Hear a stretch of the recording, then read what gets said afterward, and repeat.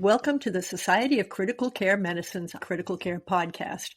I'm your host, Dr. Margaret Parker. Today, I will be speaking with Heidi A. Smith, MD, MSCI, FAAP, on the article 2022 SCCM Clinical Practice Guidelines on Prevention and Management of Pain, Agitation, Neuromuscular Blockade, and Delirium in Critically Ill Pediatric Patients with Considerations of the ICU Environment and Early Mobility. PEDS PANDEM Guidelines is the nickname.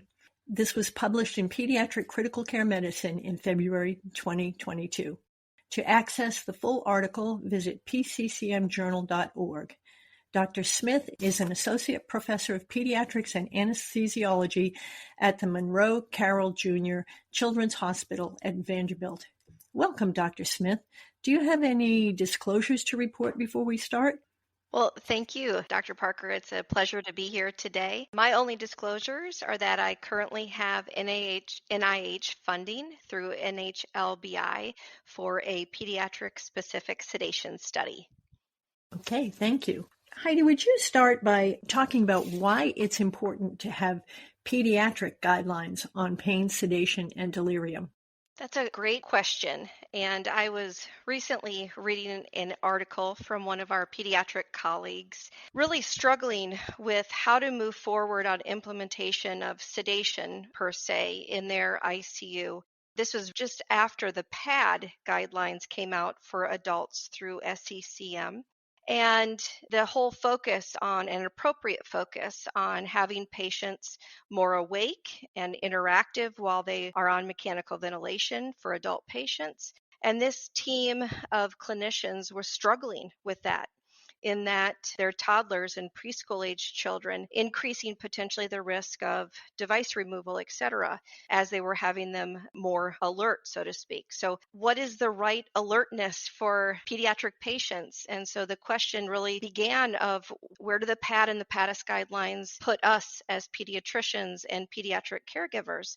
And I think that really highlights just one of the numerous very specific pediatric questions that only we can answer for ourselves. Our patients have such a wide variance of age, ability to communicate, from language and cognitive understanding, and then just social emotional health, and then the involvement of family and how that pertains to our patients as well. So I think that's just an example of the importance of being able to ask these questions for our patients and looking at outcomes that are more relevant to our patient population as well. So the old adage of children are not just small adults and adults aren't just big kids, I think that is so true and will continue to be true. And collaboration is always important. And there are some pieces of literature that will always be able to adapt to our various areas of specialty. But I think this is an ongoing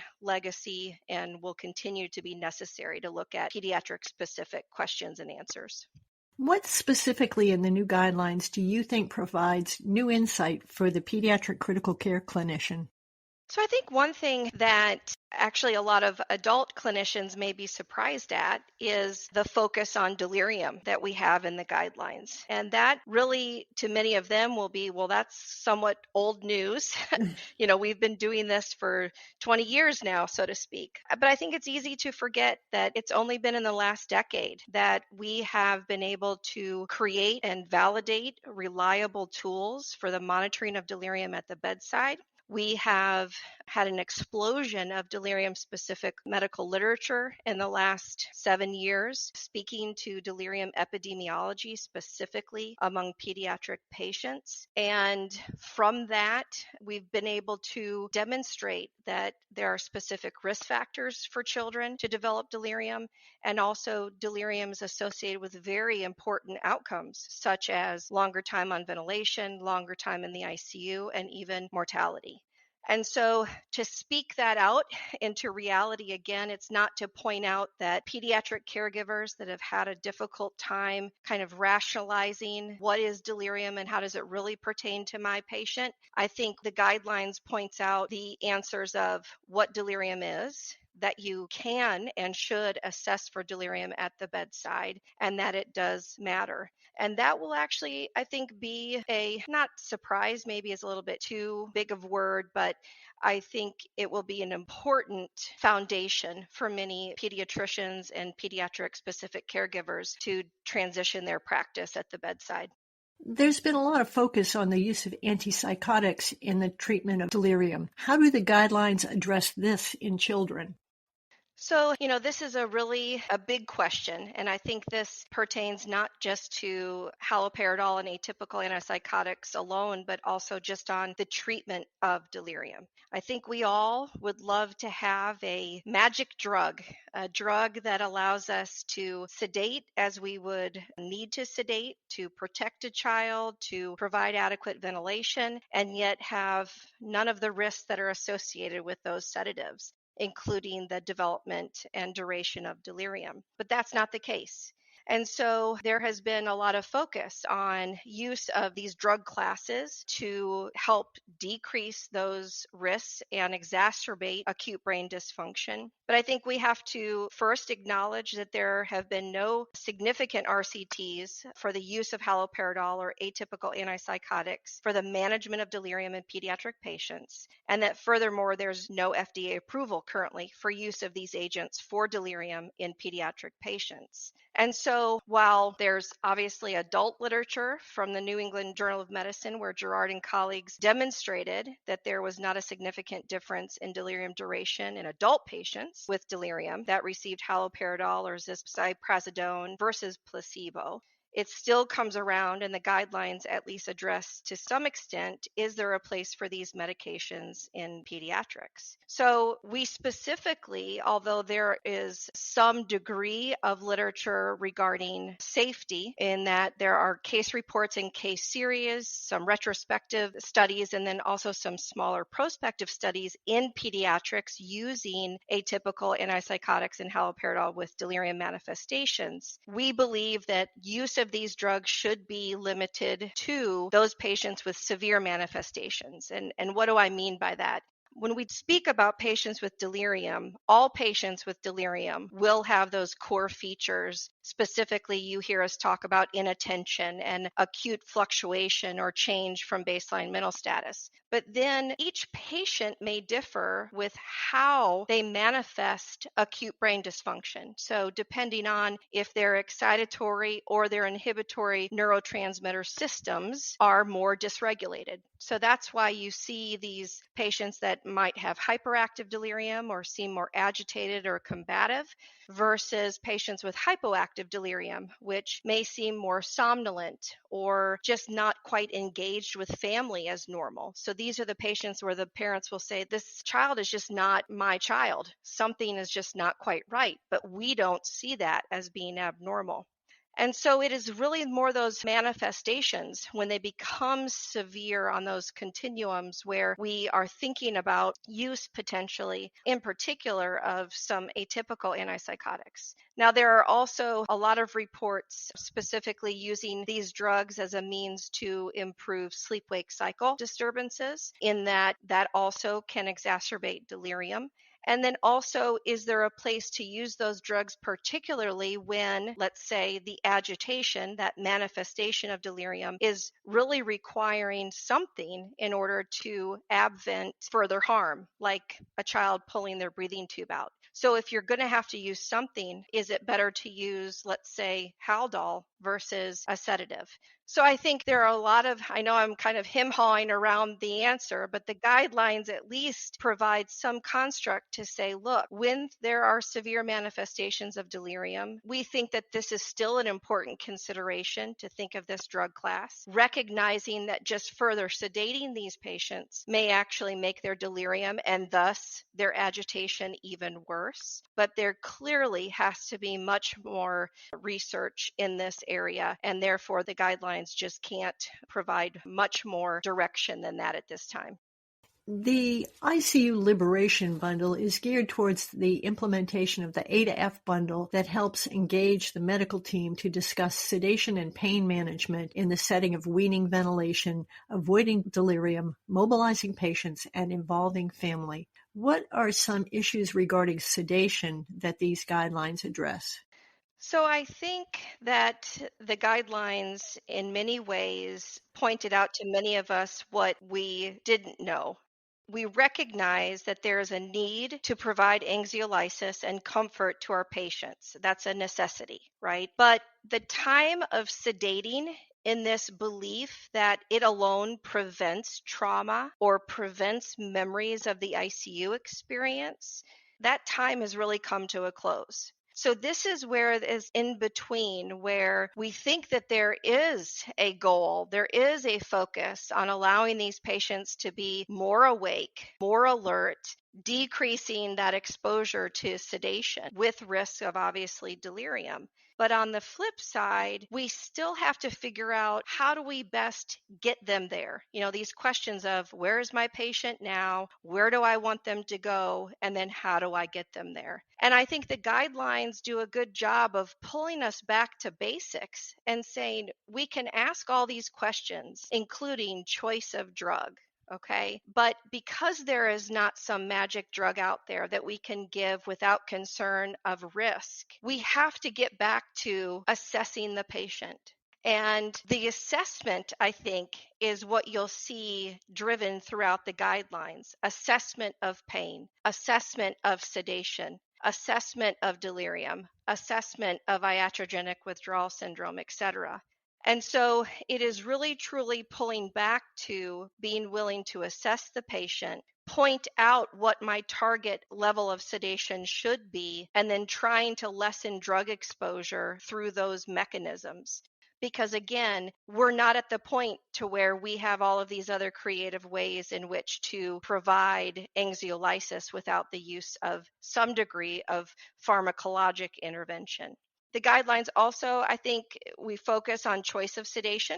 It's been highlighted in part due to the work on delirium. These studies have been, at least association studies, where we have demonstrated that there's greater exposure to benzodiazepines associated with delirium. But yet not every patient who receives a benzodiazepine develops delirium. So again, there's this component of risk factors, and thinking about patient-specific therapies, patient-specific sedation. Not every level is right for each patient each day. That will change. And so, again, targeting that depth of sedation and then also choice.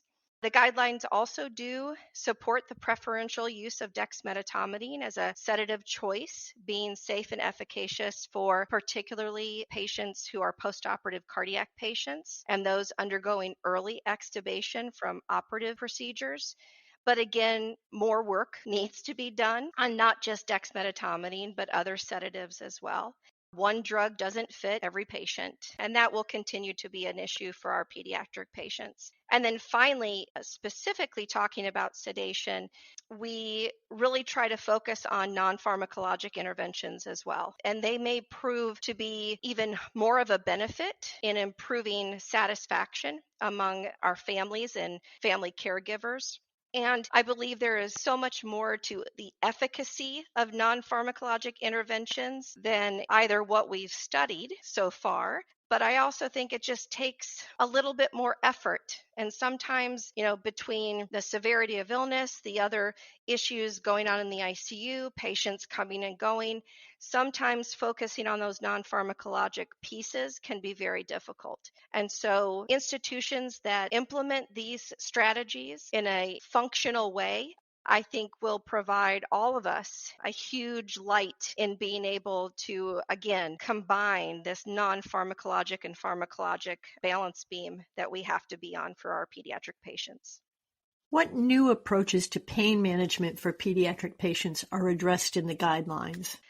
So to some degree, the evidence that we are able to talk about in the guidelines focuses on things that we already know we should do, but maybe that we don't always do. And that focus really is on the non-steroidal anti-inflammatory agents being used as consistent adjuncts for analgesia. Now, again, I think even when you step outside of the ICU, even in the postoperative areas, those combination of acetaminophen and ibuprofen or ketorolac and opioid, I think again, we're trying to reinitiate those conversations of how do we best provide analgesic regimens that provide great pain control and yet at the same time can decrease that overall opioid exposure. And so the guidelines do focus in on that as well. There's also somewhat of a highlight on, again, sedation and delirium, and that inadequate pain control can manifest obviously often as agitation. And if we think of agitation as a symptom, agitation can be a symptom of anxiety, it can be a symptom of pain, and it can be a symptom of delirium. And so if we think about, well, how are we going to tease those things out? At the end of the day, we always want to make sure that we are treating pain. Hence, we're come back around to this reassessment. So assessment of pain on a consistent basis, treatment, and then reassessment. And that reassessment piece is so difficult. And I would just take a moment to just step back and think about, because these guidelines focus so much on assessment, and knowing your patient, it comes back to the bedside nurse. They hold such an important role in patient care and patient throughput and patient outcomes. And yet they are inundated with so many responsibilities at the bedside, from communication to documentation, and then at the end of the day, also trying to take care of the patient.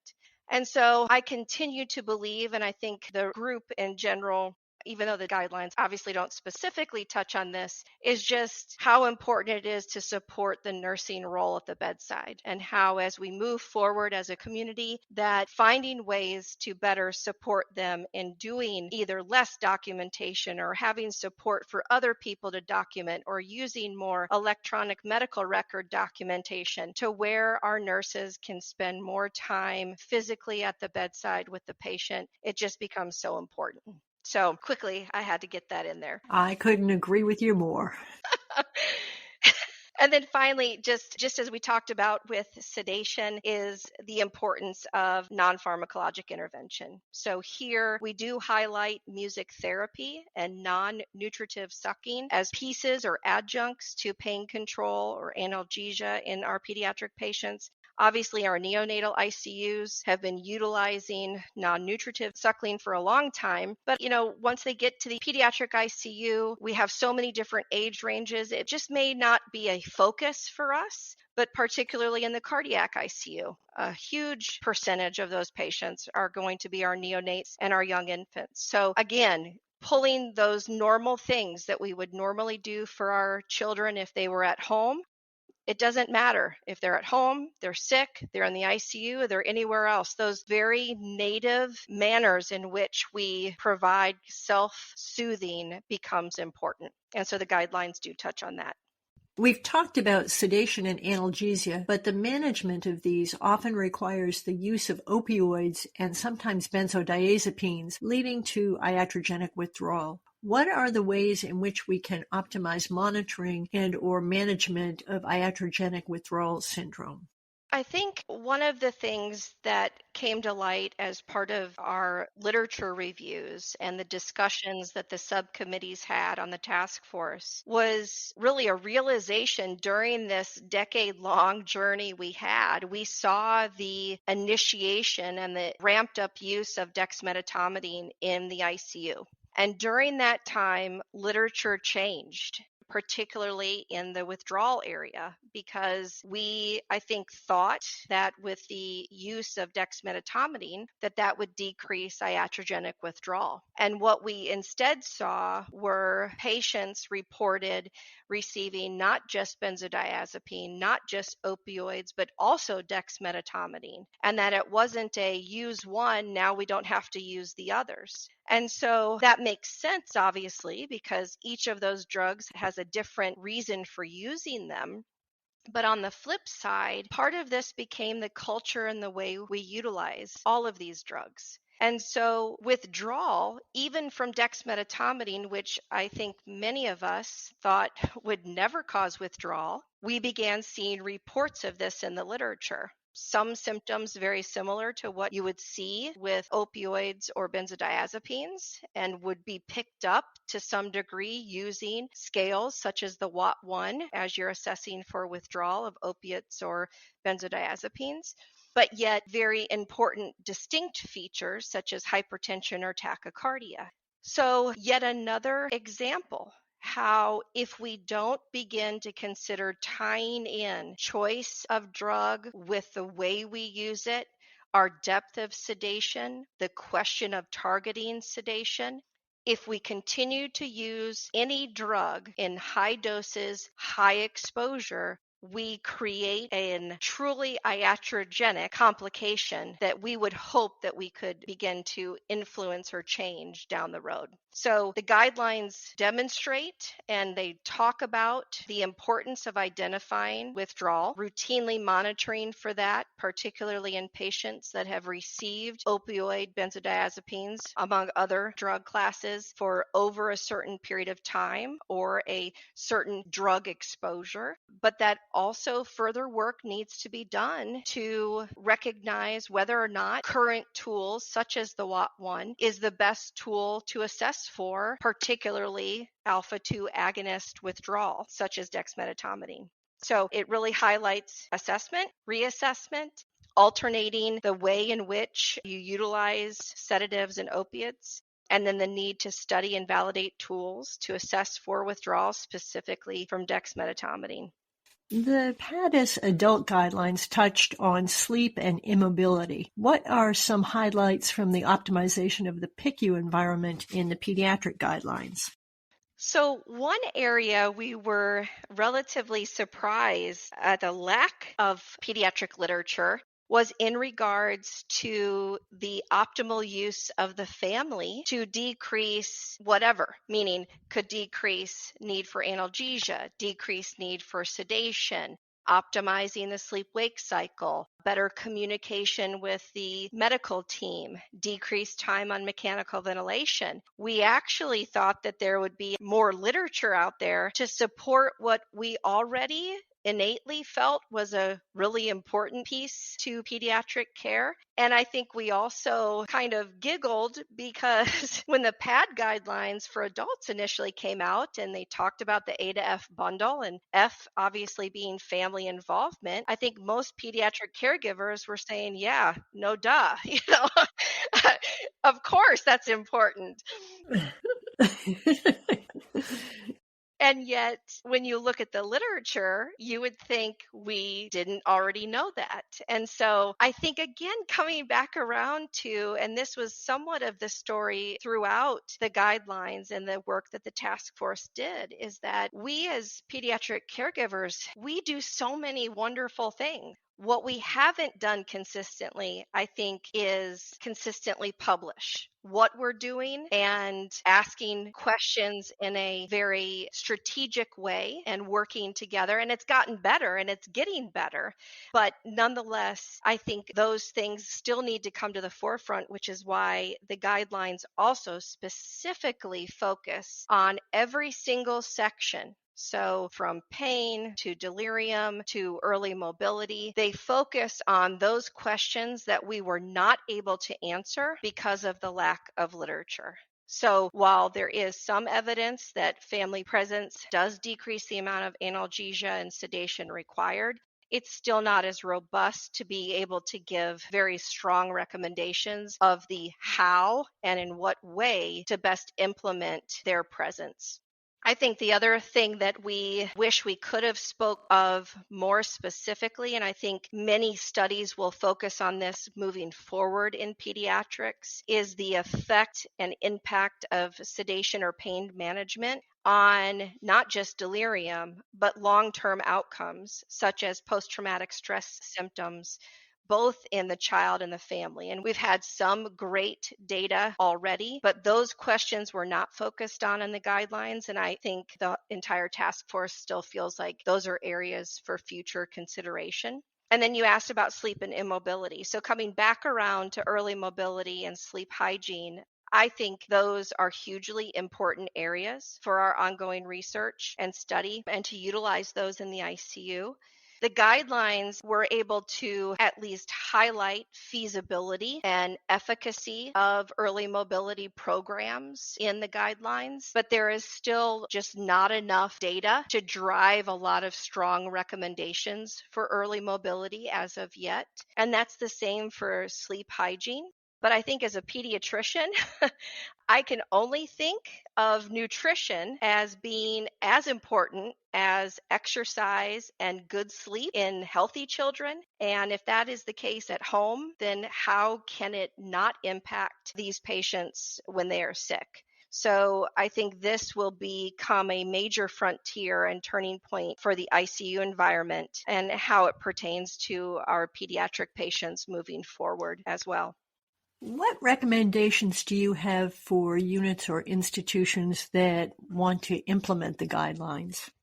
So we have a very close relationship with ICU Liberation. As you mentioned, that committee and that initiative before through SCCM, really trying to operationalize the A to F bundle. And as we've kind of spoke throughout today, how different pieces of the guidelines support those specific bundle elements. And so SCCM has provided a very in-depth and explanatory website, including a specific part for ICU Liberation, and that includes both adults and pediatrics. It will identify the areas, again, where there is pediatric-specific support for the various bundle elements. The PANDEM guidelines themselves, we also created a figure that helps to pull in, again, the focus on how do I assess for each one of these things? In what way should I manage these things? What would be first step, second step? What parts of these have strong versus conditional recommendations? So either the PANDEM guidelines themselves has some easy kind of way to reflect upon the recommendations, but then the ICU Liberation website, I think, provides an extreme amount of both education and also tools in order to implement many of these recommendations from PEDS PANDEM.